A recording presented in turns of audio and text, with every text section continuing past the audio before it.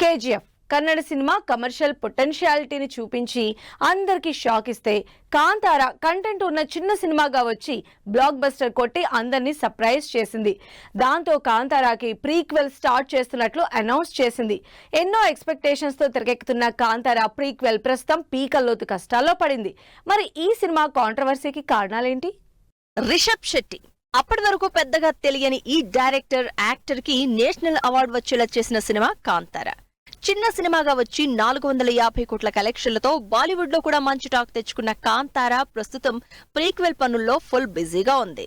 మొన్న మధ్య release date కూడా అనౌన్స్ చేసిన సినిమా ఎప్పుడెప్పుడొస్తుందని జనాలు వెయిట్ చేసే లోపే కేసులు కాంట్రవర్సీలతో కష్టాల్లో పడింది. 100 కోట్ల బడ్జెట్ తో రిషబ్ శెట్టి హీరోగా డైరెక్టర్ గా తెరకెక్కుతున్న కాంతార ప్రీక్వెల్ షూటింగ్ ప్రస్తుతం కర్ణాటకలో జరుగుతోంది.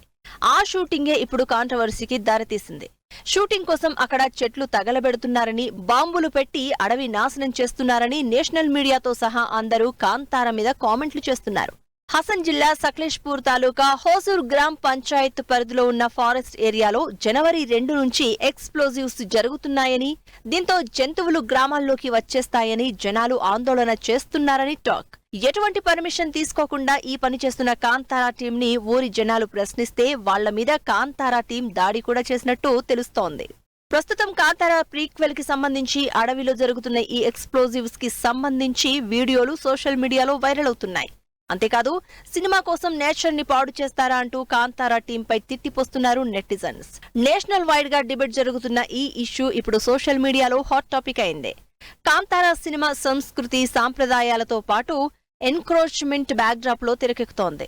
అలాంటిది ఇప్పుడు సినిమాలో విలన్స్ చేసిన పనే రిషబ్ శెట్టి టీం చేయడంపై విపరీతమైన ట్రోలింగ్ జరుగుతోంది. అసలే 100 కోట్ల బడ్జెట్, హై ఎక్స్పెక్టేషన్స్ ఉన్న కాంతారా ప్రీక్వెల్ పై కాంట్రవర్సీ ఎలాంటి ఎఫెక్ట్ చూపిస్తుందో ఏంటో.